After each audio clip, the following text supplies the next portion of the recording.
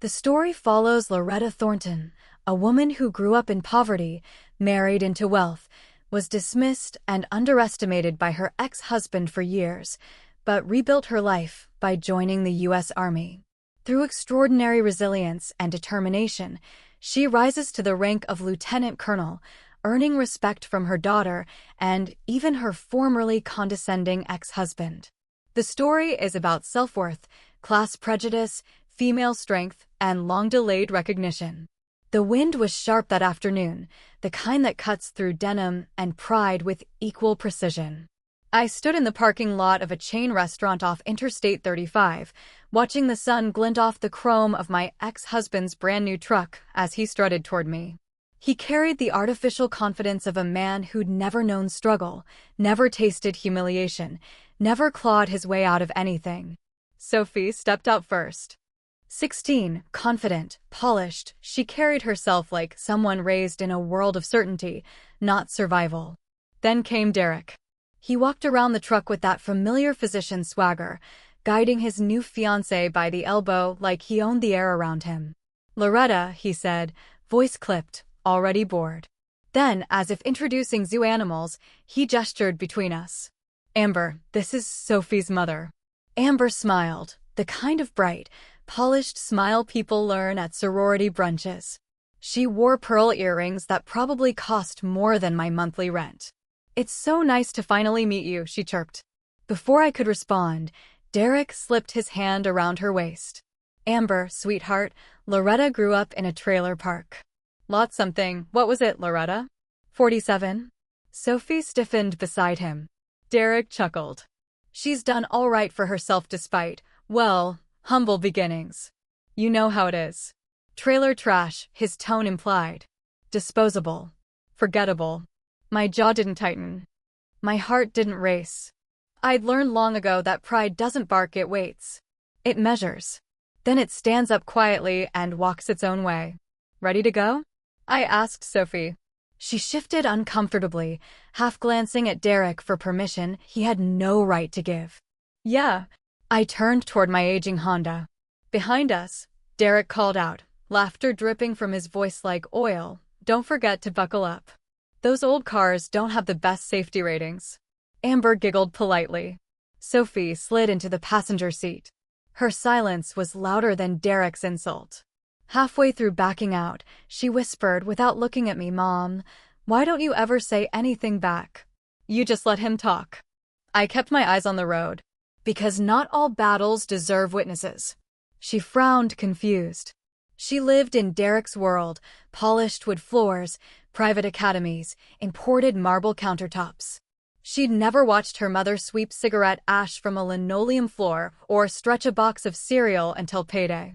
She didn't know how heavy silence could be when it was the only dignity you had left. "Mom," she tried again. "He shouldn't talk to you like that." I smiled gently. "Some things speak for themselves, sweetheart." She didn't know it yet, but the world was about to show her exactly what I meant. The moment that would redefine every judgment, every assumption, every eye roll, was already waiting for us, just beyond the horizon. 2 days later, the memory of that parking lot was still lodged behind my ribs like a splinter. I wore my Army PT uniform, sweat drying on my temples as I jogged back toward the battalion building. The soldiers I passed saluted sharply. "Ma'am." "Good morning, ma'am." "Ma'am." Titles were funny things. Some people inherited them. Others fought tooth and nail for 1 inch of respect. I had earned mine. Inside my office, the smell of burnt coffee lingered. Stacks of logistics reports waited on my desk, fuel calculations, troop movement schedules, equipment verification forms. Most people would see chaos. I saw order. Structure. A system that made sense. A system where performance mattered more than pedigree. I checked my inbox. A reminder for the upcoming promotion board results. My chest tightened. 10 years of service. 2 deployments.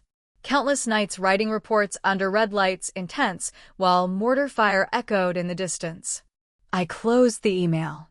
Whatever the verdict, I had work to do. Hours later, when I picked Sophie up for our scheduled evening, she slid into the car with the air of someone carrying an unspoken question. Her phone hovered in her lap, screen dark. Dad says, she began, then paused. He says you joined the army because you didn't have other options. I joined, I said calmly, because I needed a way forward. And because I knew I had more in me. She looked away, biting her lip. Amber said you probably file papers or do admin stuff. I almost laughed. Not mockery, just disbelief. Do you think that's what I do? Her silence spoke volumes. When we reached my apartment, she scanned the room the way she always did. Small couch, simple shelves, the faint scent of lemon cleaner. It wasn't glamorous. It wasn't meant to be. But for the first time, she didn't look embarrassed. She looked curious. Mom, she said cautiously. What did you do before Dad? I sat across from her. The question wasn't judgment this time, it was opening. I survived, Sophie, I said. And then I worked. I worked until I could choose something better. And then I built a life I could be proud of. She stared at me for a long moment, her expression softer than I'd seen in years. Why didn't you tell me all this? Because you weren't ready to hear it, I said gently. And because sometimes the truth needs the right moment. A vibration from my phone cut through the room. An email notification. My breath caught. Promotion board results. Sophie watched my face shift. Mom? What is it? I opened the email, hands steady, heartbeat anything but. Selected. Lieutenant Colonel. My throat tightened. Tears pricked my eyes. What happened? Sophie asked. I turned the screen toward her. Her breath hitched. Mom, that's higher than Dad's entire hospital staff. She didn't finish. She didn't need to. For the first time, she looked at me, not as the mother from the other side of life, but as someone formidable. And something inside her began to change. The day of the promotion ceremony arrived with a crisp winter cold that bit at exposed skin. Fort Hood buzzed with organized chaos, trucks rumbling, soldiers jogging in formation, flags snapping in the wind. My mother sat in the front row wearing her only church dress, hands folded tightly in her lap. Her eyes shone with a pride that words couldn't hold. Sophie was not there. I kept scanning the doorway anyway. The ceremony began. My battalion commander stepped forward, pinning the silver oak leaves onto my uniform, Lieutenant Colonel Thornton. The applause thundered against the walls. It wasn't noise, it was validation.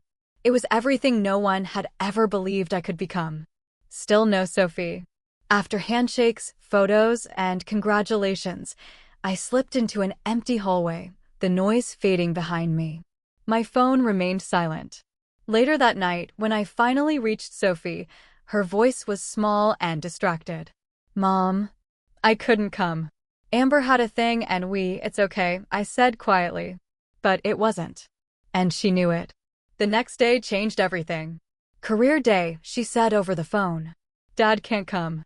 Amber either. So, could you? Her voice cracked slightly on the last word. Of course. When I walked into her school gymnasium in my dress blues, polished shoes, ribbons aligned, insignia shining, Sophie's jaw actually dropped. Her classmates straightened. Teachers paused mid-conversation. Good morning, I said, taking the microphone. And I began to speak. Not about rank. Not about prestige. But about leadership under pressure. About nights navigating supply routes under blackout conditions. About responsibility measured not in titles, but in lives. Hands shot up with questions. Real questions. The kind that demanded respect. When the session ended, the teacher said, Lieutenant Colonel Thornton, thank you. This was one of the best presentations we've had. Sophie stood beside me, eyes glassy. Mom, I didn't know you were. It's all right, I said. No, she whispered, voice trembling. It's not. She hugged me so hard my medals pressed into her cheek. That night she didn't go to Derek's house. She stayed with me. Asked about Afghanistan, about OCS, about leadership. She asked who had believed in me, who hadn't. She asked what courage felt like. I answered every question. Then, just as I thought she was asleep, she whispered into the dark, Mom, I'm proud of you. Something inside me broke open, warm and aching. For the first time, I felt the mother I had always tried to be settling into place. I didn't know then that the next twist was coming, not from Sophie, but from Derek. The call came on a quiet Thursday afternoon. I was reviewing deployment briefs when my phone buzzed with Derek's name. I stared at it for a moment, surprised. Derek didn't call unless a payment, schedule, or holiday was at stake. I answered. Hello. His voice was strange, tight, almost breathless. Sophie says you're a lieutenant colonel. I leaned back in my chair. I am. You've been an officer this entire time?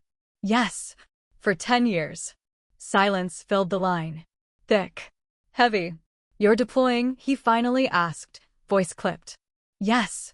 Kuwait. 9 months. More silence. I didn't know, he said, barely audible. I exhaled softly. That's because you never asked. He swallowed audibly. For once, the man who always had a quick dismissal, a clever insult, a superior tone, had nothing to stand on. Loretta, he began, then stopped. I think we owe you a dinner. All of us. Before you go. We. Me. Amber. Sophie. He cleared his throat. She wants us to honor your promotion. Anne. I want to as well. Honor. The word felt foreign coming from him. I agreed. The restaurant they chose had tablecloths instead of sticky menus, a far cry from the Chili's parking lot where he'd first humiliated me. When I stepped inside wearing my uniform, my insignia gleaming, shoes polished to a mirror, Derek stood so abruptly his chair scraped the floor. He stared at the silver oak leaves on my shoulders like they were medals he had never earned. Jesus, Loretta, he whispered. I didn't realize. Amber's eyes widened, her polite smile dissolving into something like awe. You look, Derek struggled. You look like someone important. I am, I said softly. Sophie hugged me like she hadn't seen me in years. Dinner felt strange but calm. The clinking of cutlery, the low hum of conversation, Derek watching me with a dawning realization, one that had been a decade overdue. Halfway through the meal, he set his fork down with shaking hands. I owe you an apology, he said. The table went still. I've spent years acting like your background defined you. Like you were less. But you built something extraordinary, Loretta. And his voice cracked. I was too arrogant to see it. Amber lowered her eyes. Sophie held her breath. I waited. I'm sorry, he finished. I looked at him carefully.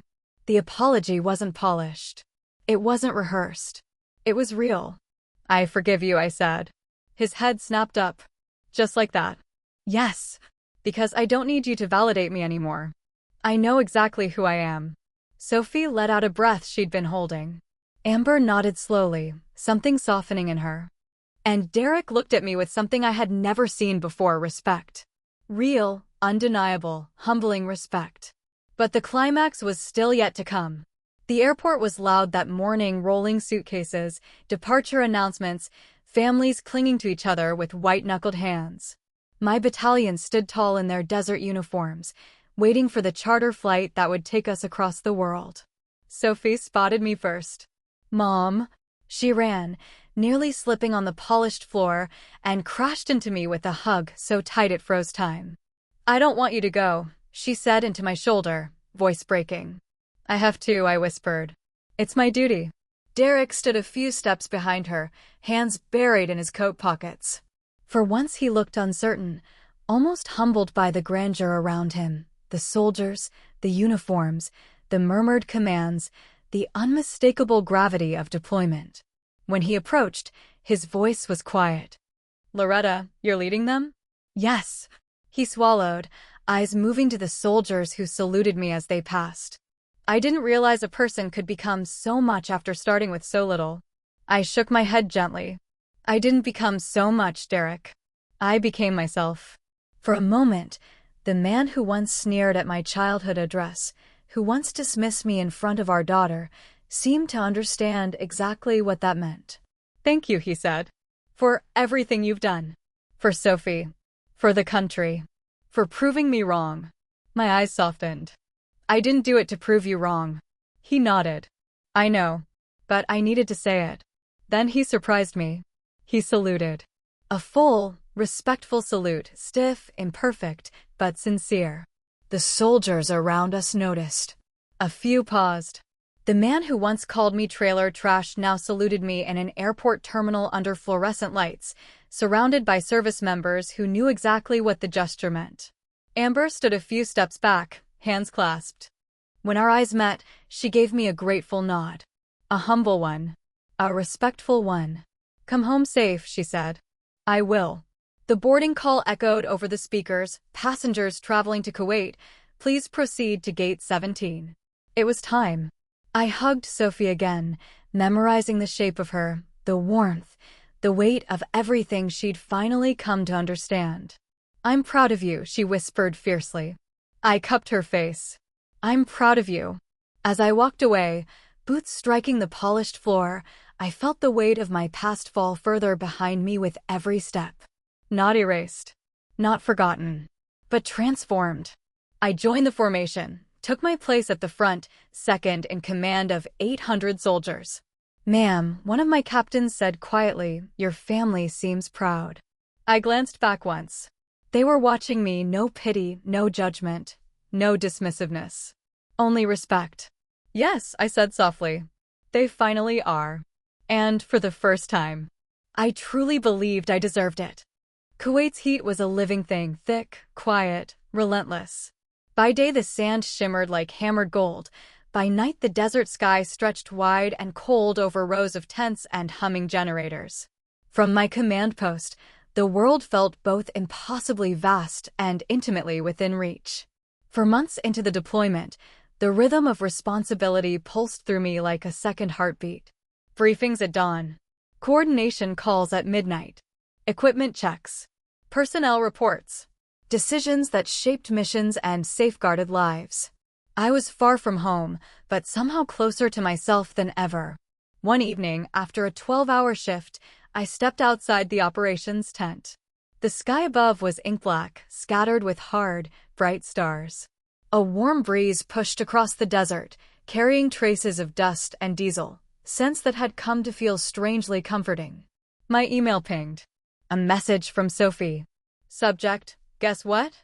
She'd been writing every day, short notes at first, then longer ones. Questions about leadership. About strength. About resilience. Some nights she wrote just to say she missed me.